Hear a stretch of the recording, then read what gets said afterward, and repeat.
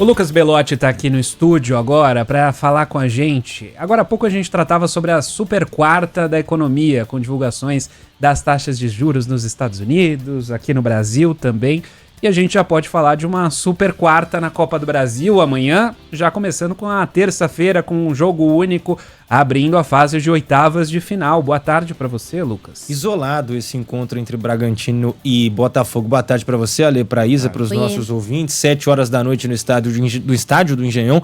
É o jogo de abertura dessa fase de oitavas de final da Copa do Brasil. Nessa semana e na próxima também a gente tem os embates de ida e volta para definir os classificados às quartas de final. Copa do Brasil que sempre rende uma boa premiação, uma boa quantia em dinheiro para os clubes que conseguem avançar e se torna ainda mais atrativa. Dois times hoje se encontrando em situações um pouco distintas, né? Pós-pausa para a Copa do Mundo de Clubes. O Botafogo não perdeu desde que enfrentou o Palmeiras nos Estados Unidos, a chegada do David Ancelotti, também filho do técnico da seleção Carlo Ancelotti, enquanto o Bragantino tem 3 derrotas seguidas, não vence há 4 jogos, só ganhou depois da pausa do Corinthians na primeira partida que fez após a Copa do Mundo de Clubes. Ainda está ali naquele pelotão de cima no Campeonato Brasileiro, é verdade, mas teve uma queda de desempenho, chegou a brigar de maneira ferrenha pela liderança antes da 12ª rodada, que foi a última pré-pausa para a Copa do Mundo de Clubes. Mas esse é um jogo de fato isolado, né? Amanhã que o bicho pega, dá pra gente dizer assim, na Copa do Brasil, porque a gente tem 4 partidas importantíssimas,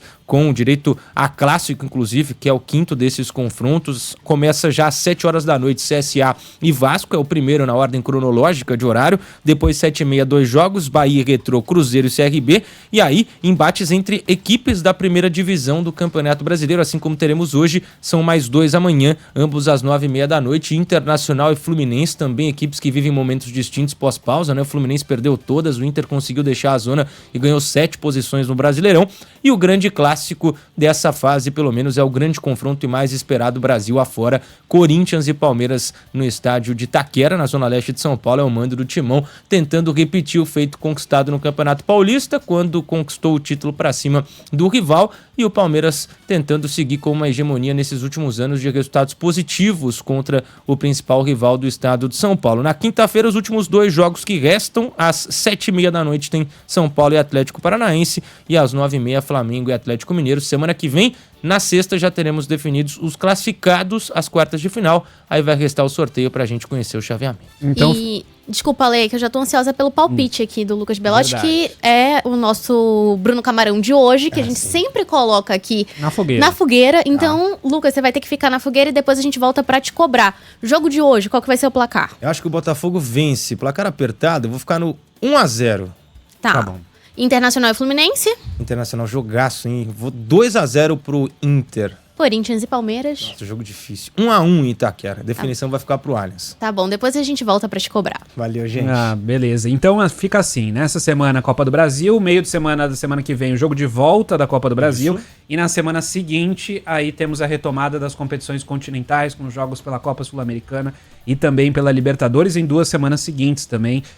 Oitavas de final da Libertadores numa semana, na semana seguinte a volta, e a mesma coisa, oitavas de final também, estamos na mesma etapa na Sul-Americana, correto? Isso. E os jogos do Campeonato Brasileiro rolando nos fins de semana, né? No meio disso não tem descanso não, então a gente citou aqui os meios de semana, fins de semana com o Campeonato Brasileiro e algumas partidas atrasadas, né? Hoje vai ter Grêmio e Fortaleza, por exemplo, são equipes que não estão vivas na Copa do Brasil. A CBF vai usar, deve acontecer também com as equipes que não estão ali na Copa Sul-Americana ou Copa Libertadores, usando essas datas para corrigir alguns jogos atrasados por conta tanto das Copas continentais quanto da Copa do Mundo de Clubes. Eu não queria ser essa pessoa na CBF que tem que marcar as datas dos jogos, porque eu tô vendo aqui a 14ª rodada do Campeonato Brasileiro, já tem 6 jogos que foram realizados. Hoje tem esse Grêmio e Fortaleza.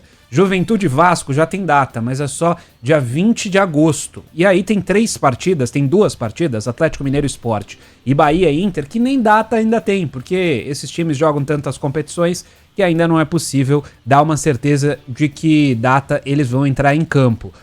Faço convite para o nosso ouvinte. Hoje tem transmissão da Copa do Brasil para os ouvintes do Rio de Janeiro, Botafogo e Bragantino. Transmissão do Campeonato Brasileiro para Grêmio e Fortaleza, tanto para a equipe de Porto Alegre como com a equipe de Fortaleza, transmissão dessa partida. E amanhã temos o clássico Corinthians e Palmeiras, com transmissão com a narração do Silva Júnior para São Paulo, Belo Horizonte, João Pessoa, Fortaleza, Curitiba, Goiânia e Manaus. E os ouvintes também acompanham no Rio de Janeiro, transmissão da Copa do Brasil de CSA e Vasco, e logo na sequência, jornada dupla com Internacional e Fluminense. Inter e Flu tem transmissão também para os ouvintes de Porto Alegre, e tem jogo também do Bahia contra o Retrô em Salvador. Os nossos ouvintes acompanham a partir das 7 horas da noite também essa transmissão amanhã.